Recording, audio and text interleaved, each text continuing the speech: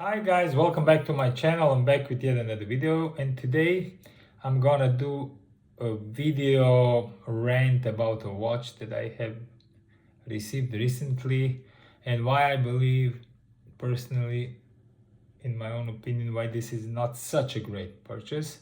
But then again, to each its own. That said, the watch is very interesting, and for somebody who is a die-hard G-Shock fan, this might be the dream watch. So I don't take this. So please don't take this the wrong way. I'm gonna explain why it doesn't really fit in my collection and why I'm not gonna be keeping it. So stay tuned. So the watch in question, that you probably already know from the title of this video, is the GMWB5000 metal G-Shock square timepiece, which first came out for the 40-year anniversary of G-Shock. So they're on the market already now for a couple of years. And this particular one is, as you can see, in your classic G-square design. It has a lot of features.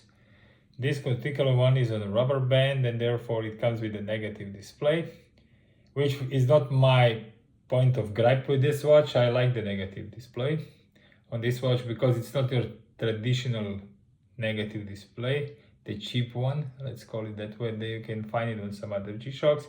This one is quite legible and quite crisp, so I don't have problems with legibility on this watch at all, and this is not why it's living in my collection.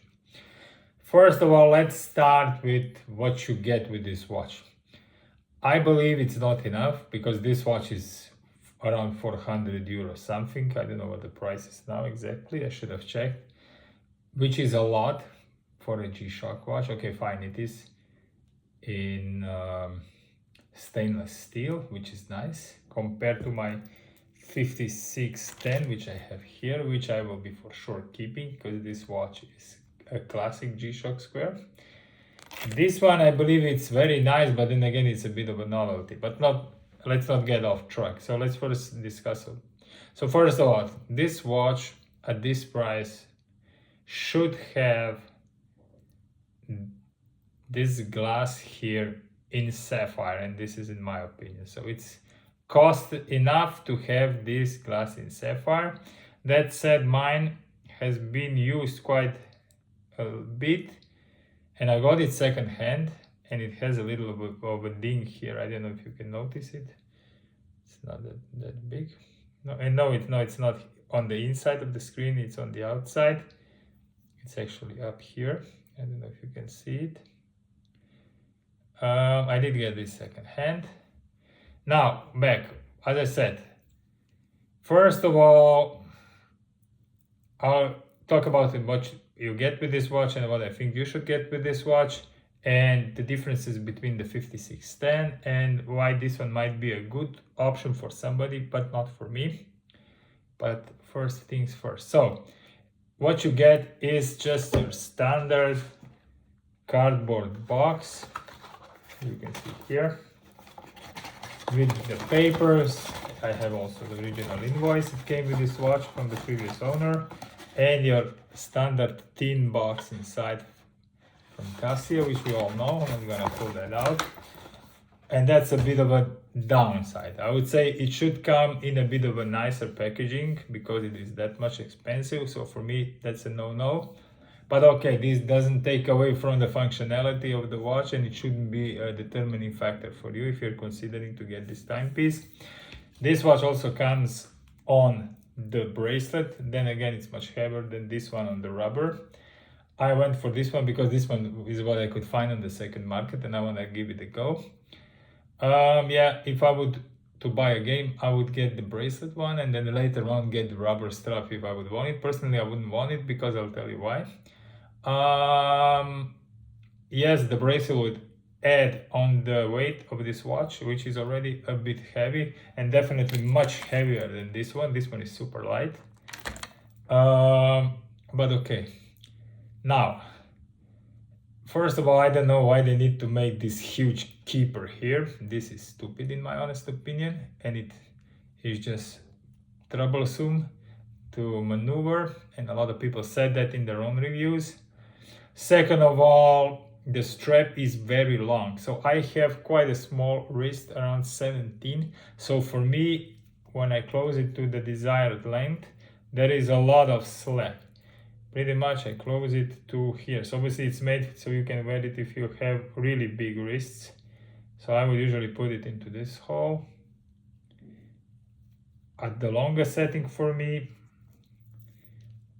or even one less. So when I fit this strap through the keeper, I have a lot of excess, around this much, almost. So for me that is too much, and it just doesn't sit on me very well. So if you have a larger wrist, around 19-20 centimeters, then you will be completely fine with the rubber strap. If you have a smaller wrist, don't get the one with the rubber strap, because you will have a lot of slack here. Now to the two comparisons. So both of these watches are able to receive band 6 time and adjust themselves over the night. This one on the other side also allows you to connect it with your mobile phone, and you can, through Bluetooth, sync it, time, sync the alarms you set, time zones, and many other functions. So it has much more functionality than this one. But for me, it's basically not worth. First of all, this is not good fit for my wrist. But second of all, it costs too much for what I already have this one. Because I do wear this one where I don't want to wear my Apple Watch 10, which I actually wear it today, as you can see here, with the new flux face here. So if I want a more rugged option, I would go with this versus this, so I don't scratch this up. So this is when I would switch into this one. If I want something nicer, I would go for, let's say, something from my watch box over there, like let's say a Rolex or something like that. It depends on the occasion, obviously. So I don't really have a need for this timepiece. That said, it works really, really nice. The syncing with the app with my phone was perfect. It also gives you the functionality of a phone finder. So if you hold this button here for 3 seconds or 5 seconds, it's gonna beep your phone. So it doesn't matter what you have, an Android or an iPhone, it works either or. With the Casio app, you just download it and you install it and pair your watch with it. So it has nice things. The Bluetooth that it has is very nice. Another thing which is similar to this 5610 is it has solar charging. So it's pretty much, if you wear it or not have it in the dark environment, it's pretty much all the time full. So you don't need to worry about that. So that is kind of cool. But you have this also on this one. This one, though, on the other side doesn't have Bluetooth. If Bluetooth is very important to you, so obviously you need to look into this one or some other watch from Casio that has Bluetooth. I don't really care about that much.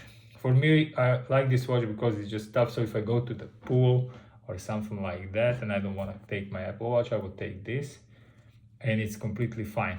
The one thing with this one is because it syncs through the tower on the band 6, I sometimes don't get the signal where I live, especially inside, so I need to initiate the pairing from time to time, let's say once every 2-3 months, manually, which you can do that also. So it automatically does it at midnight every night, but if you want to adjust it through the towers and you know you will have signal outside, you can just hold the button for a couple of seconds and it's gonna start searching for a tower and try to sync the time. So for me that is good enough. So I don't need to have the Bluetooth connection with my phone. So I'm definitely gonna be keeping the classic 5610, and I will be passing on my 5000 GMWB5000 series watch on, because I'm not getting the use out of it, because first of all, the additional slack on the strap annoys me. And I'm just having a lot of watches in my rotation at the moment, so it's not really a timepiece for me. That said, it might be a good timepiece for you. So don't let this video discourage you from getting this watch, especially if you can get it second-hand as I got it, for way cheaper than it costs retail. It's definitely a good purchase. but if it fits your lifestyle, also fits you on the wrist, especially if you go for this rubber version. Don't get it if you have a smaller wrist around 16-17 centimeters, because you will have a lot of slack on the strap and you're just gonna be annoyed. You could potentially put it on an aftermarket strap, but then you need to fiddle around with it, and I don't know if you're prepared to do so. I always kind of thinking maybe I will get a bracelet for this, but you know guys, if you get it on a rubber like this, just getting the bracelet directly from the dealer is around 100 euros, which is a lot for a bracelet, at least in my honest opinion. But okay, to each his own. That said, I'm not gonna spend much more. We're already 10 minutes in this video. I wanted to do this really off the cuff and open this up for any kind of questions you have. Please leave them down in the comment section.